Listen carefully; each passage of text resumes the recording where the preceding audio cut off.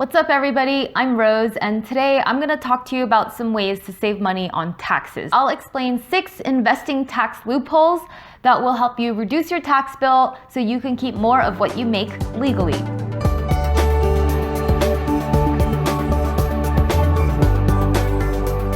The bottom line is, if you want to pay less taxes, you have to reduce your income. The best way to do this is to quit your job, not make any money, and just live off food stamps. Just kidding. But seriously, if you want to pay less taxes, you have to lower the income that the government views as taxable. This doesn't mean making less money.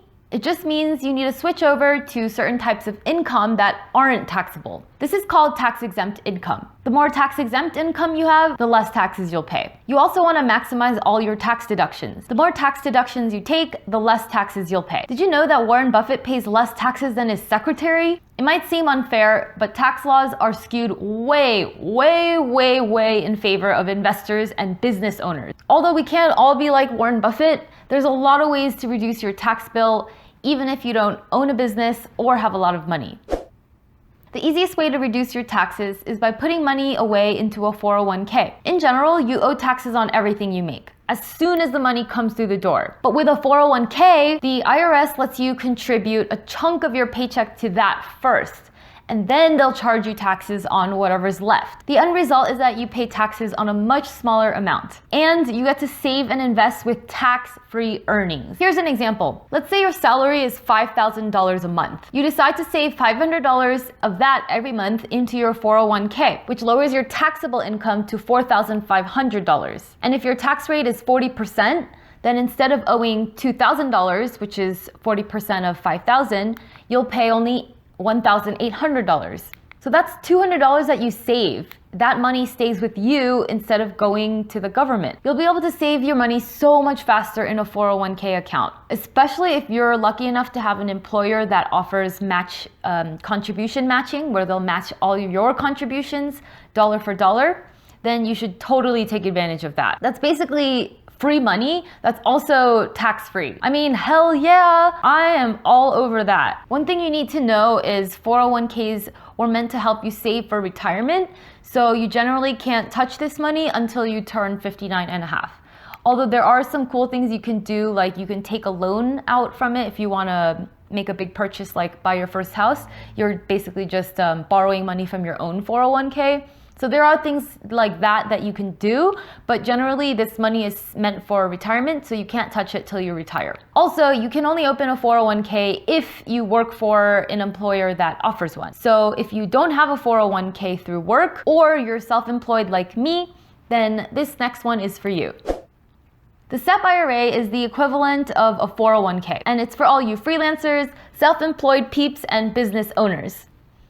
It lets you put away up to 25% of your net business income into a tax-free investment account. I've talked to way too many freelancers and independent contractors who don't know about this tax loophole. And it's not even a tax loophole, it's just something available for everyone. And this is a huge mistake. If you're self-employed, definitely look into SEP IRAs. It's like, why pay any more taxes than you need to? So if there's only one thing you take away from this video, it's this. Open a SEP IRA! This one's my favorite. HSAs are a lot like 401ks and SEP IRAs in the sense that any contributions you make to it immediately reduces your taxable income. But HSAs are a little bit different because they're supposed to help you pay for health-related expenses with tax-free money. And the good thing about HSAs is you don't have to wait till you're retired to spend it. You can use them for all health-related expenses right now. So I use my HSA to pay for my contact lenses, acupuncture visits, and you can even use it for massages if you get a prescription from your doctor. HSAs are typically only allowed for people who have health insurance plans that have really low monthly premiums but higher out-of-pocket expenses. Having an HSA makes a lot of sense for you if you're pretty healthy and you just want a tax-savvy way to cover your medical expenses if and when you need it. Now let's talk about some ways to make tax-free income.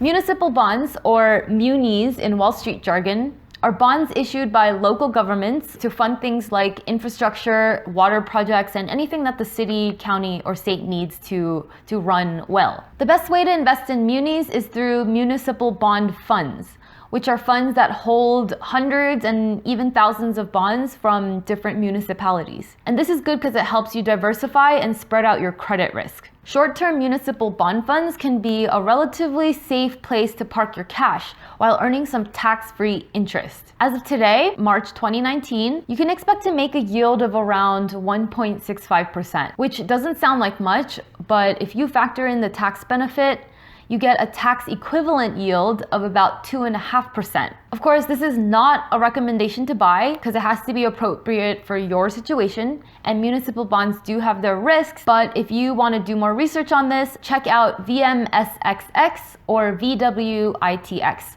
which are bond funds run by Vanguard. 1031 exchange.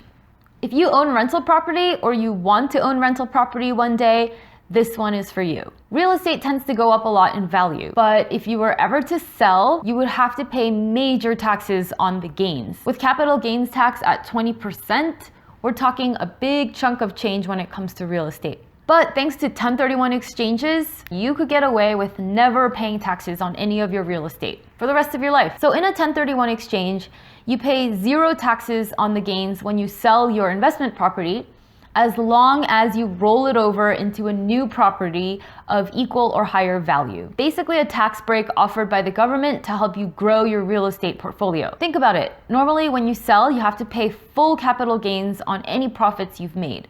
And if you want to reinvest that money into something else, you'd have 20% less buying power because you had to pay your taxes. But if you do a 1031 exchange, you can pocket all the gains without having to pay any taxes on it, as long as you follow a few simple rules. One of them being that you need to reinvest that money into a new property. People do this all the time, trading in a duplex for a triplex, and then trading that in for a multifamily building, and then trading that in later on for an apartment building, and just getting bigger and bigger that way. It's a lot easier to grow your net worth when you don't have to pay taxes. There's definitely a lot of advantages to investing in real estate, and the 1031 exchange is literally one of the best things out there and what makes real estate so great for building wealth.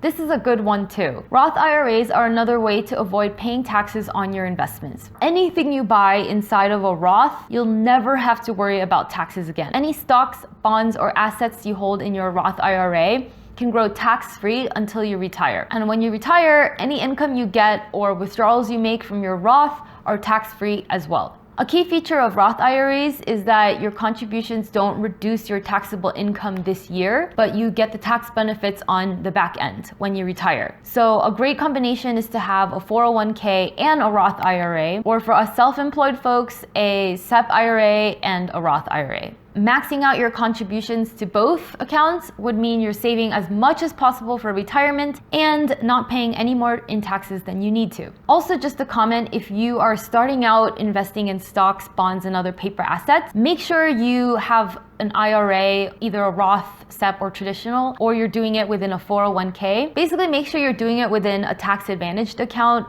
before you do it in a brokerage account, which is fully taxable, because otherwise you're leaving a lot of money on the table. Now, I have a question for you.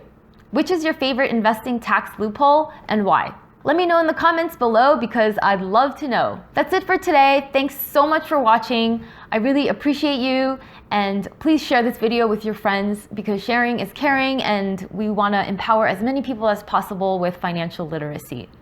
Make sure to subscribe and always remember to live life on your terms. Cheers.